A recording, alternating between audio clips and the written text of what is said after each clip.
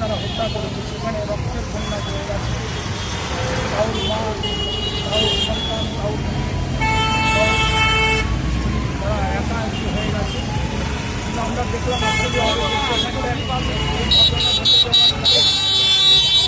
এখানে প্রায় 2 ঘন্টা 2.5 ঘন্টা ধরে আমাদের আহত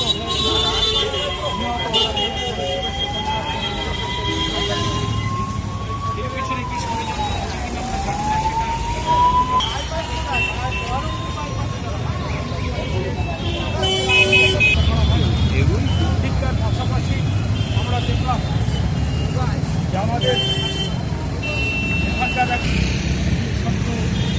আমরা চাই তার শারীরিক কোনো রকম ক্ষতি না করে তাকে যেন ছেড়ে দেওয়া হয় সেই আবেদন জানাচ্ছি। এবং যারা ভূস্বর্গ তথা সারা পৃথিবীর একটা ভূস্বর্গ আমাদের কাশ্মীর।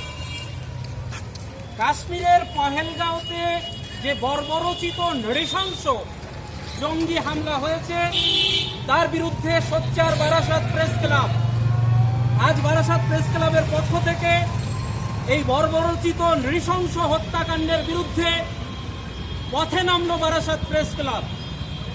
আমরা বারাসাত প্রেস ক্লাবের পক্ষ থেকে একটা সংহতি যাত্রা এবং মানবিক আবেদন রাখছি।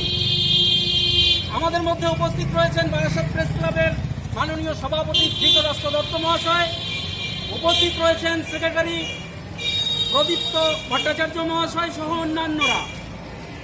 আমি ধৃতরাষ্ট্র দত্ত মহাশয়কে বারাসাত প্রেস ক্লাবের পক্ষ থেকে এই নৃশংস বর্বরোচিত হত্যাকাণ্ডের বিরুদ্ধে আমাদের প্রেস বিবৃতি রিলিজ করবার জন্য আহ্বান জানাচ্ছি।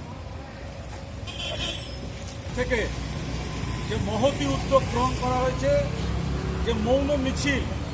কেন মৌন মিছিল আগেই আমাদের কর্ণধার অনন্ত চক্রবর্তীর মুখ থেকে আপনারা জানলেন যে কয়েকদিন আগেই কাশ্মীরের পহেলগাঁওতে যে খুন করা হয়েছে, জঙ্গি হামলায় যেভাবে তাদেরকে নৃশংসভাবে হত্যা করা হয়েছে, সেই হত্যার পরে আমাদের দেশের কোনো মানুষেরই আর ঘরে বসে থাকা উচিত নয়।